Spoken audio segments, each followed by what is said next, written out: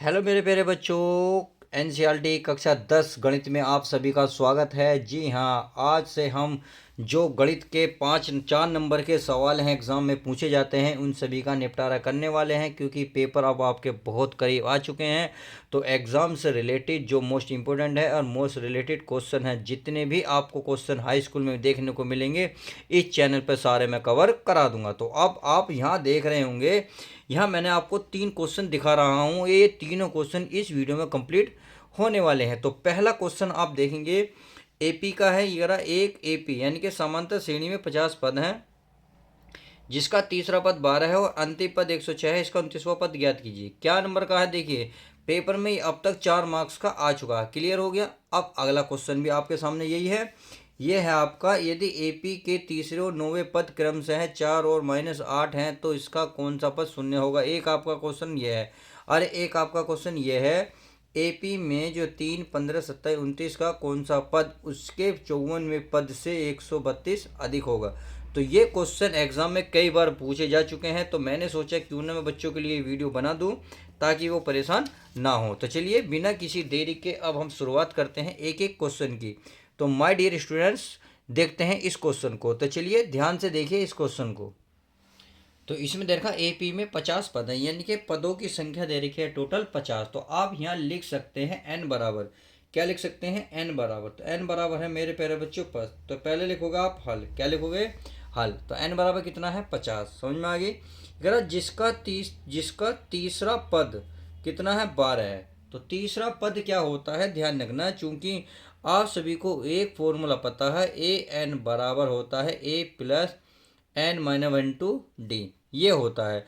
अगर एन के स्थान पर मान लो चौथा पद बुझे 4, तो ए प्लस यहाँ रखेंगे 4 - 1 इंटू क्या हो जाएगा? डी। तो आप देख रहे होंगे ए प्लस 4 में से गया 3 डी। तो कहने का मतलब है जो यहाँ होता है, जैसे 4 है तो 4 से कितना आया? 3, तो एक कम आया। इसी प्रकार मैं बता रहा हूँ जो भी यहाँ पद होगा वो एक कम आएगा। तो इसलिए कह रहा तीसरा पद। तो तीसरे पद के लिए क्या लिखेंगे?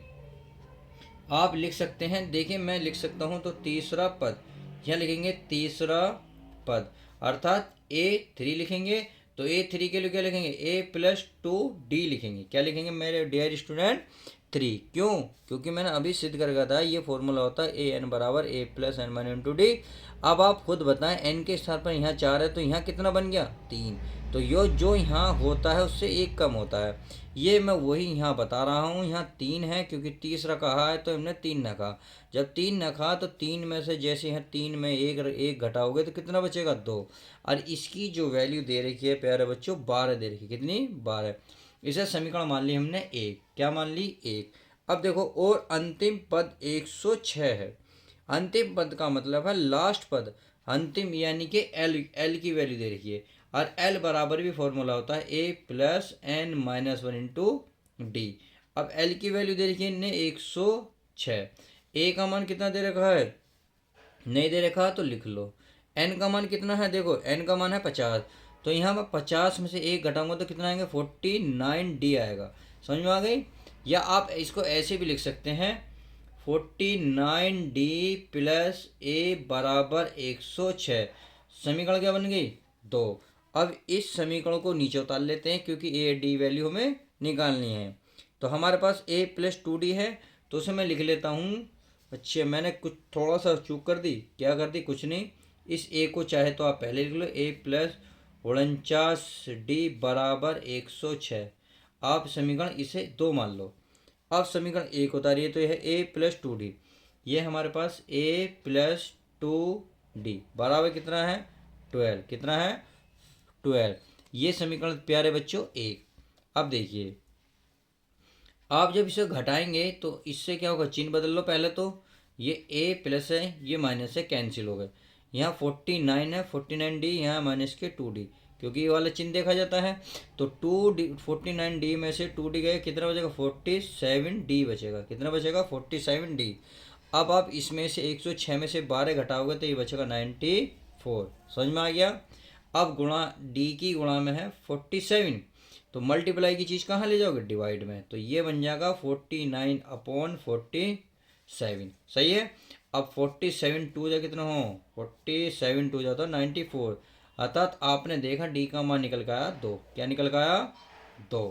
तो उसने क्या पूछा था, पहले ये देख लेते हैं क्या यही पूछा है कुछ और पूछा है। देखिए ये कह रहा है इसका 29वां पद बताइए। तो 29वें पद के लिए आपको ए और डी पता होना चाहिए। हमें केवल क्या मिला है, केवल डी। क्या मिला है, डी। तो चलिए मैं यहीं कर देता हूँ 29वें के लिए। तो पहले आप लिखेंगे डी का मान, डी का मान आप कुछ समीकरण में समीकरण 1 में रख लो। तो चलिए समीकरण 1 हमारे पास ये रही, ये है हमारे पास a प्लस 2d बराबर 12। सही है, a प्लस 2d, डी का मान कितना है 2 बराबर कितना 12। तो a 2 और 2 कितने हो गए 4। तो 4 को इधर ले जाओगे तो माइनस हो जाएगा, तो 12 में से 4 जाएंगे, कितना बचेगा, a का मान बचेगा 8। तो इस तरीके से d का मान निकला 2 और ए का मान निकला 8। समझ में आ गई। ए और डी निकालने के बाद अब जो बूझ रहा है वो निकाल लेते हैं। इसने बूझा है 29वां पद, तो यहाँ लिख लेंगे 29वां पद। तो 29वां पद क्या होता है, ए प्लस 1 कम करो, 29 में से 1 घटाओगे कितना 28 डी। तो अब आप देख रहे होंगे ए डी हमारे पास है, तो आसानी से वैल्यू निकल जाएगी। तो ए का मान कितना है प्यारे बच्चों 8। तो 8 प्लस 28 गुणा डी, डी का मान कितना कितना आया, देखिए डी का मान देख लीजिए कितना है 2। तो चलिए डी का मान 2 लिख लीजिए, 2 मैंने ही लिख दिया है। ये हो गया 8 प्लस 28 दूनी कितने हो गए प्यारे बच्चों 56। कितने हो गए 56। अब आप क्या करो 56 और 8 जोड़ोगे 64। तो आपने देखा 29वां जो पद आया 64 आया। तो आप नीचे लिख देंगे दी गई एपी का, लिखेंगे अतः भी कर सकते हैं आप, अतः या लिखेंगे अतः दी गई एपी का, क्या एपी का 29वां पद, 29वां पद कितना है 64 है, और यही आपका फाइनल आंसर आ जाएगा। तो इस तरीके से आपने पहला क्वेश्चन देखा। अब चलिए क्वेश्चन नंबर 2 देख लेते हैं, बेहतरीन इंपॉर्टेंट। अब देखिए क्वेश्चन नंबर 2 आपके सामने ये रहा। अब इसे ध्यान से देखिएगा, इसमें क्या कह रहा है, देखिए ये कह रहा है यदि किसी एपी के तीसरे और 9वें पद क्रमशः 4 और -8 हो तो इसका कौन सा पद शून्य होगा। ये भी 4 मार्क्स का क्वेश्चन आ चुका है एग्जाम में।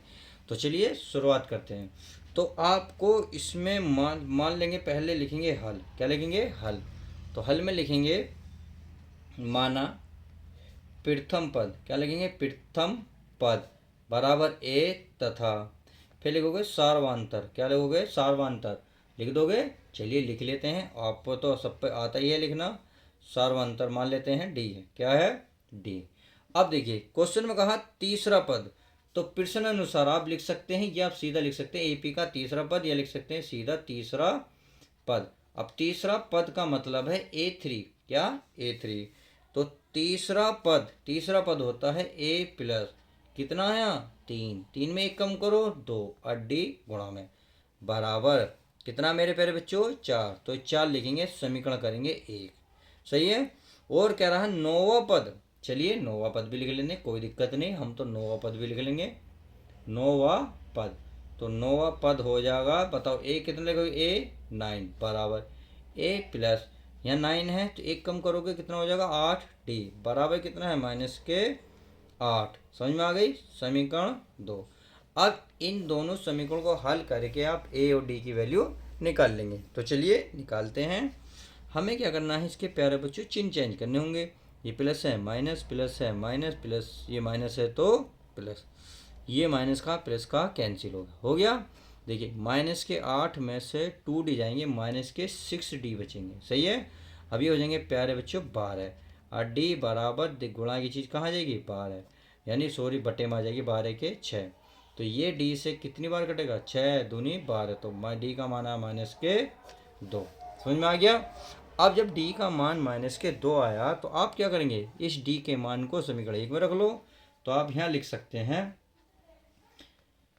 समीकरण, क्या लिखोगे समीकरण 1 में डी का मान, डी का मान। तो चलिए रख लेते हैं। ये क्या है हमारे पास समीकरण 1 क्या थी a प्लस कितनी थी 2d, 2d बराबर कितनी है प्यारे बच्चों 4। तो चलिए ये भी वैल्यू रख लेते हैं। तो a प्लस 2d, डी का मान क्या -2 बराबर कितना है 4। तो ये हो गया a माइनस प्लस माइनस, दो दूनी चार बराबर चार। अब ए को उधर लेके जाओ तो आप खुद बताएं, ये माइनस है तो प्लस होगा नहीं होगा भाई, ये वाला चार तो ऐसी है, ये माइनस वाला प्लस। तो आप देख रहे होंगे ए बराबर चार चार कितना आ गया 8। तो हमने देखा ए का और डी की वैल्यू हम निकाल चुके। क्या बूझा है क्वेश्चन में? क्वेश्चन में कुछ तो बूझा होगा। चलिए क्वेश्चन में ही कह रहा है तो इसका कौन सा पद शून्य होगा, यानी कि कौन सा पद शून्य होगा, इस संख्या बूझ रहा। तो चलिए प्यारे बच्चों क्या निकालेंगे हम, ये भी निकालेंगे। तो चलिए हम लिख लेते हैं माना एन वा पद शून्य होगा, बस इतनी सी बात आप लिख सकते हो। तो यहाँ लिखेंगे माना श्रेणी का, क्या लिखेंगे, श्रेणी का एन वा पद शून्य होगा। क्या होगा मेरे डियर स्टूडेंट, शून्य होगा। समझ में आ गई? तो शून्य होगा ए एन, अर्थात आप लिख सकते हैं ए एन बराबर क्या होगा, शून्य। अब ए एन बराबर क्या फॉर्मूला होता है, A plus N minus one into D बराबर क्या, जीरो। सही है।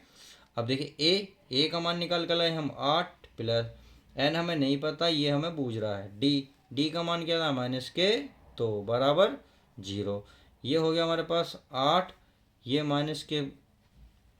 माइनस टू की एन में गुणा करके माइनस के 2n माइनस माइनस प्लस दो एकम दो बराबर क्या बनेगा, जीरो। अब ये दोनों क्या है, प्लस प्लस, तो 8 और दो दो दो कितने हो गए 10, माइनस के 2n बराबर जीरो। अब देखो 10 को उधर लेके जाओगे, खुद ही बताइए ये प्लस में जाएगा या माइनस में, आप कहेंगे सर माइनस में। तो 10 को उधर ले जाओ माइनस के 10, तो माइनस से माइनस खत्म, ये 2n बराबर 10। अब 2n बराबर 10, तो दो एन की गुणा में दो है, गुणा की चीज़ पहुंचा दो भाग में, तो 10/2, तो 2 से कटेगा 5 बार, तो n बराबर आ गया 5। तो आपने पता करा कि n बराबर 5 है, तो आप लिख सकते हैं इसलिए श्रेणी का पांचवा पद शून्य होगा। लिख सकते हो नहीं? अगर नहीं लिख सकते तो चलिए मैं ही लिख देता हूँ। तो लिखेंगे